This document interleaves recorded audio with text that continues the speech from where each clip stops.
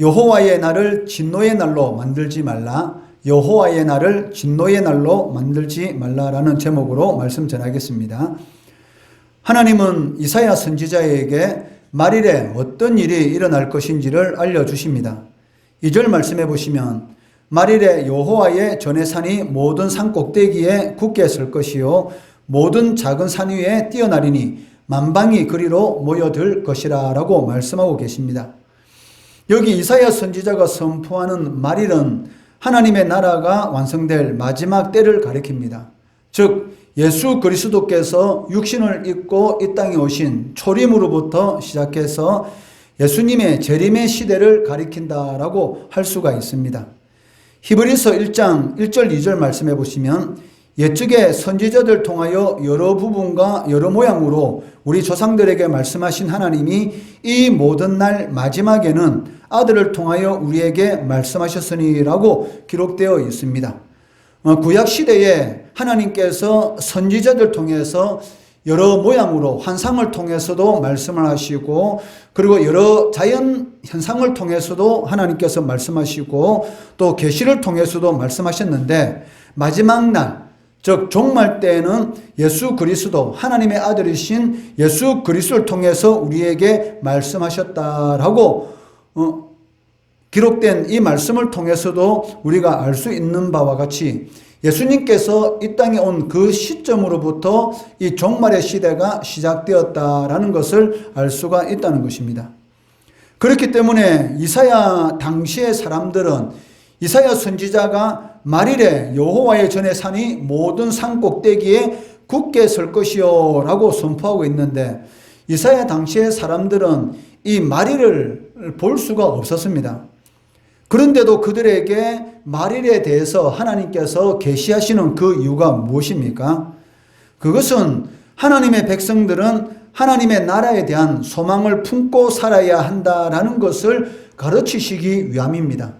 하나님의 백성들은 시민권이 하늘에 있는 사람들이고 땅의 것에 소망을 두고 살아가는 사람들이 아니라 하늘의 것에 소망을 두고 살아가는 사람들이라는 것입니다. 그렇기 때문에 말일에 여호와의 전의 산이 모든 산 꼭대기에 굳게 설 것이다 라는 것은 예수님의 초림과 재림을 통해서 성취될 것인데 이 말씀이 구약시대에 선포된 이유도 신약시대에 살아가는 그 성도들과 똑같은 그런 의미를 가지고 있다는 것입니다. 즉 구약 성도들도 하늘에 소망을 두고 하나님의 나라에 대한 소망을 품고 살아야 한다라는 것을 가르치시고 계시다는 것입니다. 구약시대나 지금이나 하나님의 백성들은 어떤 상황 가운데 처한다 할지라도 하나님의 나라에 대한 그러한 소망을 품고 살아야 합니다. 그래야지만이 마귀의 시험에 빠지지 않고 어떤 어려운 환경 가운데 처할지라도 주님을 배신하는 그러한 행위를 저지르지 않게 된다는 것입니다. 그런데 문제는 하나님의 은혜와 복을 많이 받으면 받을수록 더욱더 하나님을 사랑하고 하나님께 소망을 두고 하나님을 가까이 하는 것이 당연한 것입니다. 그런데도 불구하고 이스라엘 백성들은 하나님의 복을 받으면 받을수록 도리어 하나님을 떠나는 그런 멸망의 길로 걸어갔다는 것입니다. 7절 8절 말씀해 보시면은 그 땅에는 은금이 가득하고 부하가 무한하며 그 땅에는 마필이 가득하고 병거가 무수하며 그 땅에는 우상도 가득하므로 그들이 자기 손으로 짓고 자기 손가락으로 만든 것을 경배하여라고 말씀하고 있습니다. 이스라엘 백성들이 이처럼 하나님 앞에 많은 복을 받았습니다. 그 땅에 은금이 가득하고 보화가 무한하고 마필이 가득한 것 그리고 병거가 무수한 것 누가 이스라엘 백성들에게 주신 것입니까? 바로 하나님께서 주셨죠. 하나님께서 이스라엘 백성들에게 이러한 풍족한 삶을 허락해 주셨는데도 불구하고 하나님을 더 가까이 하는 것이 당연한 것인데도 불구하고 오히려 우상을 섬기고 자기 손으로 만든 것을 경배하는 그러한 일들을 저질렀다는 것입니다. 그런데 그 이유가 무엇이냐면 하나님의 성전과 멀어졌기 때문입니다. 이는 예루살렘 성전과 멀어진 것이 아니라 그들의 마음이 하나님의 성전과 멀어졌기 때문에 이러한 일들이 일어나게 되었다는 것입니다. 어쩌면 오늘날 우리의 신앙도 이와 마찬가지다라고 할 수가 있을 것입니다. 저녁에 이 도시를 바라보면 얼마나 많은 그런 십자가의 불빛이 빛나고 있습니까? 그렇게 많은 십자가의 불빛이 빛나고 있는데도 불구하고 예배하는 성도들의 수는 실질적으로 줄어들고 있다는 것입니다. 그 이유가 무엇이냐면 예배 드리러 가는 것이 어렵다라고 말을 하고 있는데 그 이유를 살펴보면은 시간이 없어서 바빠서 할 일이 많아서 예배 드리는 것이 어렵다라고 말을 하고 있다는 것이죠. 그런데 이해되지 않는 것이 있습니다. 바쁘면은 육신의 정욕을 위한, 육신의 즐거움을 위한 그런 일도 할 시간이 없어야 되지 않습니까? 그런데 바쁘다고 하면서 예배 드릴 시간은 없다고 하면서 자신이 원하는 취미 활동이라든지 육신의 즐거움을 누리는 그런 활동들은 다 하고 있다는 것이죠. 그렇다면 과연 바빠서 예배 드리지 못하는가? 그것은 아니란 것이죠. 궁극적으로는 시간이 없어서가 아니라 마음이 없어서 예배를 드리지 않고 자신이 원하는 그런 일들을 행하고 있다는 것입니다. 예수님도 이러한 것을 아시고 이처럼 말씀하셨습니다. 마태복음 6장 21절 말씀해 보시면 내 보물 있는 그곳에는 내 마음도 있느니라. 이게 무슨 말입니까? 자신이 가장 소중하게 생각하는 곳에서는 마음도 함께 있고 육신도 그곳에 있다는 것이죠. 자신이 좋아하는 취미에 중독된 사람들은 어떻습니까? 어떤 상황 가운데 있을지라도 그것은 꼭 하려고 하는 것을 볼 수가 있습니다. 이미 마음도 거기에 가 있고 몸도 거기에 가 있는 것을 우리는 이미 많은 사람들을 통해서 그러한 모습들을 볼 수가 있습니다. 그렇기 때문에 시간이 없어서 하나님 앞에 예배를 드리지 못한다라는 것은 핑계에 불과한 것이고 궁극적으로는 무엇입니까? 하나님을 사랑하는 그 마음이 어느 순간인가 사라졌다는 것이죠. 그리고 그 사라진 그곳에, 그 공간에 다른 그 무엇이 자리를 잡고 그것에 따라서 자신이 움직이고 있다는 것을 알 수가 있습니다. 마지막 때에 우리가 사는 길은 그 예배의 회복에 있습니다. 만약에 여러분들이 예배와 멀어진다는 것은 궁극적으로 하나님과 멀어진다는 것입니다. 그렇게 되면 어떻게 될까요? 결국은 멸망의 길을 걸어갈 수밖에 없다는 것입니다. 인간이 하나님과 멀어지고 나서 그 인생이 행복한 인생을 누릴 수 있다. 그것은 마귀가 하는 거짓말입니다. 하나님을 떠난 인생은 바로 불행한 그 멸망의 길을 걸어갈 수밖에 없습니다. 그것은 이미 성경의 탕자의 비유라는 그러한 말씀을 통해서도 우리가 알 수가 있고 그리고 실질적으로 우리와 함께 신앙생활 하던 많은 사람들의 모습을 보면서도 우리는 알 수가 있다는 것입니다. 그렇기 때문에 하나님께서는 종말의 때에 말일에 시온산에 성전을 높이 세우셔서 모든 사람을 성전으로 이끌겠다라고 말씀하고 계십니다. 그 이유가 무엇입니까? 왜 사람들이 하나님의 성전에 나와서 예배하고 찬양하고 경배해야 될 그 이유가 무엇입니까? 그 이유는 교회 안에 바로 구원이 있기 때문입니다. 교회를 떠나서는 구원이 없습니다. 3절 말씀해 보시면 많은 백성이 가며 이르기를 오라 우리가 여호와의 산에 오르며 야곱의 하나님의 전에 이르자 그가 그의 길을 우리에게 가르치실 것이라 우리가 그 길로 행하리라니 이는 율법이 시온에서부터 나올 것이요 여호와의 말씀이 예루살렘에서부터 나올 것임이니라 라고 말씀하고 계십니다. 즉 하나님의 산에 오를 때에 즉 하나님의 교회에 모여서 함께 예배드리며 함께 하나님을 경배할 때에 그곳에서 하나님의 말씀이 선포되는 것이고 그 말씀을 통해서 우리가 구원을 받고 그 말씀을 통해서 사람의 제일 되는 그런 목적의 삶을 살아갈 수가 있다는 것입니다. 교회를 떠나서는 구원이 없다라고 말을 할 수 있는 그 근거가 무엇입니까? 사도들의 신앙 고백인 사도신경을 보면 그 신앙 고백 안의 내용에 성도의 교제와 라는 신앙 고백이 들어 있습니다. 성도의 교제, 이것은 무슨 말입니까? 성도는 교회를 의미합니다. 교회 안에서 성도들이 서로 교제하는 것, 이것이 바로 하나의 신앙 고백이 될 수가 있다는 것입니다.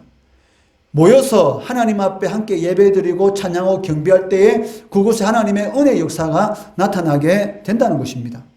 부득이한 사정이 있을 때는 우리가 온라인을 통해서도 예배를 드릴 수 있지만 일반적으로 성경이 말하는 예배는 무엇입니까? 종말의 때가 가까우면 가까울수록 이 모이기를 피하는 자의 습관을 따르지 말라라고 말씀하는 것처럼 하나님의 교회에 모여서 하나님께 예배 드리는 것이 성경에 기록된 올바른 예배의 모습이라는 것입니다. 하나님은 죄와 사망의 어둠의 길에서 이스라엘 백성들을 건져내시고 약속의 땅 가나안으로 인도하셨습니다. 그리고 하나님의 백성들에게 빛의 삶, 거룩한 삶을 살도록 하나님께서 명령하셨고 또 그러한 삶을 하나님께서 원하셨습니다. 그런데 이스라엘 백성들, 하나님께서 예배 주신 젖과 꿀이 흐르는 가나안 땅에 들어가서 한 행동들이 무엇입니까? 빛의 삶이 아니라, 거룩한 삶이 아니라 이방인들의 풍속을 받아서 블레셋 사람들 같이 점을 치고 이방인들과 언약을 맺고 하나님이 허락하신 땅에 우상을 세우는 그러한 폐역한 일을 행하였던 것입니다. 6절 말씀해 보시면 주께서 주의 백성 야곱 족속을 버리셨으면 그들에게 동방 풍속이 가득하며 그들이 블레셋 사람들 같이 점을 치며 이방인과 더불어 손을 잡아 언약하였음이라 라고 말씀하고 있습니다. 이러한 삶은 빛의 삶이 아니라 어둠의 삶이죠. 점을 친다는 것은 마귀에게 물어보는 것이지 않습니까? 점쟁이는 누구의 노예입니까? 바로 사단의 지배를 받고 있는 종입니다. 그 사단의 종을 찾아가서 무엇을 물어본다는 것은 이미 사단의 지배를 받겠다라는 그런 의미를 지니고 있다는 것입니다. 그렇기 때문에 이러한 삶은 빛의 삶이 아닌 어두움의 삶이다 라고 말을 할 수가 있습니다. 그렇기 때문에 하나님은 이스라엘 백성들에게 단호하게 말씀하십니다. 5절 말씀해 보시면 야곱 족속아 오라 우리가 여호와의 빛에 행하자. 하나님의 백성으로서 하나님의 빛 가운데서 거룩한 삶을 살아가야지.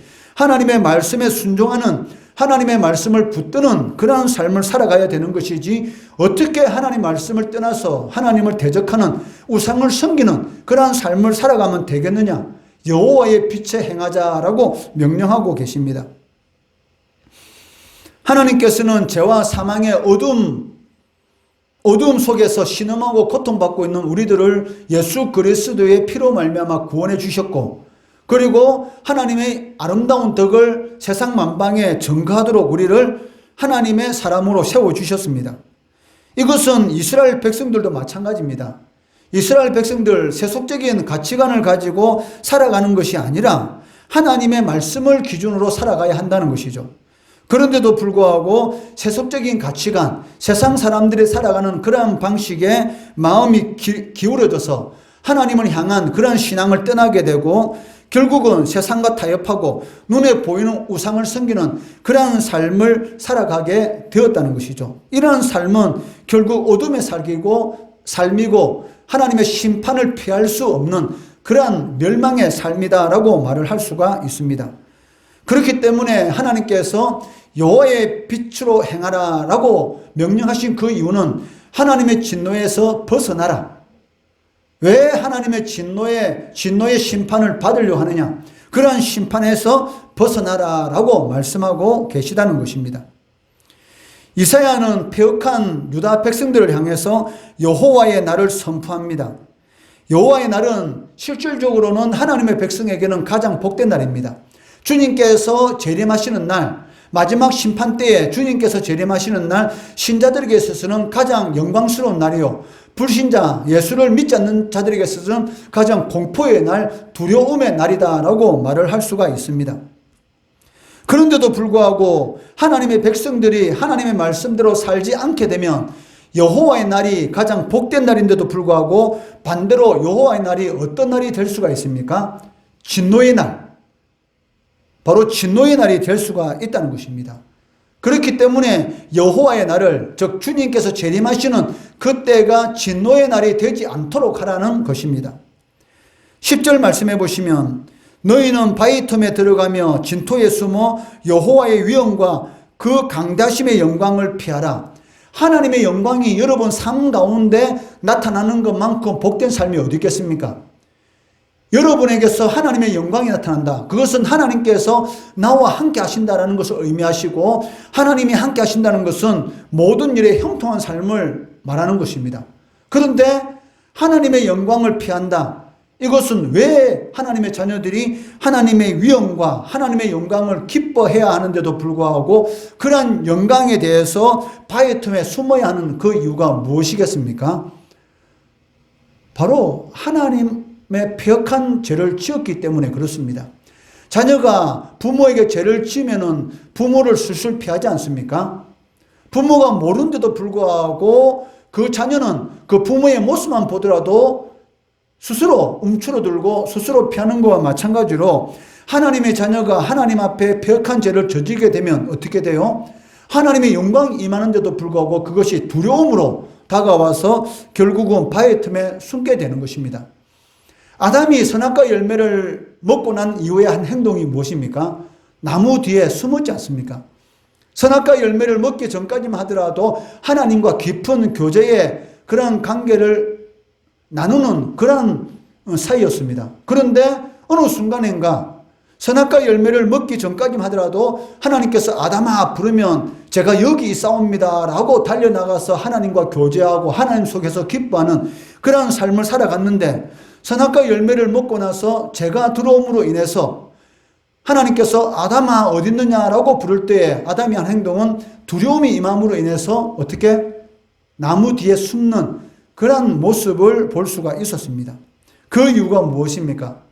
하나님의 영광이 두려움으로 다가왔던 것입니다. 이러한 심판의 운명의 길을 걷지 않도록 하시기 위해서 하나님께서 하나님의 아들 예수님을 우리의 모든 죄와 허물을 대신해서 십자가에 못 박아 죽으시도록 한 것입니다. 이 은혜가 얼마나 큰지 우리가 진정으로 깨닫고 있다면 당연히 하나님의 말씀대로 살아가야 한다는 것입니다. 이스라엘 백성들이 애굽에서 430년 동안 노예로 고통받았습니다. 그때 하나님께서 이스라엘 백성들을 구원해 주시고 젖과 꿀이 흐르는 가나안 땅을 주셨습니다. 이 은혜 하나만으로도 이스라엘 백성들 가나안 땅에서 오직 하나님만 바라보고 하나님께 영광 돌리는 그런 삶을 살아가는 것이 당연한 것이죠. 여러분들 예수 그리스도의 피로 말미암아 구원받았기 때문에 하나님의 이름을 위해서 살아가는 것 당연한 것입니다. 그런데 당연한 일을 하지 않기 때문에 결국 나타나는 현상이 무엇입니까? 우상을 섬기는 그러한 폐역한 그러한 죄를 저지르게 되었다는 것입니다. 이처럼 하나님의 자녀들이 교회가 마음에서 멀어지게 되면, 다른 말로 표현하면 예배의 자리를 떠나게 되면 반드시 하나님께로 떠나게 되고 하나님 앞에 폐역한 죄를 저지르게 되고, 여호와의 날이 가장 복된 날이고 가장 행복한 날인데도 불구하고 오히려 그날이 진노의 날로 다가올 수가 있다는 것입니다. 그렇기 때문에 항상 깨어서 기도하시고 그리스도의 몸인 교회를 항상 가까이 하시고 예배의 자리를 소중하게 생각해야 합니다. 하나님 앞에 나와서 예배 드릴 수 있다는 것, 내가 섬길 수 있는 교회가 있다는 것, 그것이 얼마나 감사한지 하나님 앞에 범사에 감사함으로 여호와의 날을 진노의 날이 아닌 영광의 날로 맞이할 수 있는 우리 성도 되시기를 주의 이름으로 축원합니다.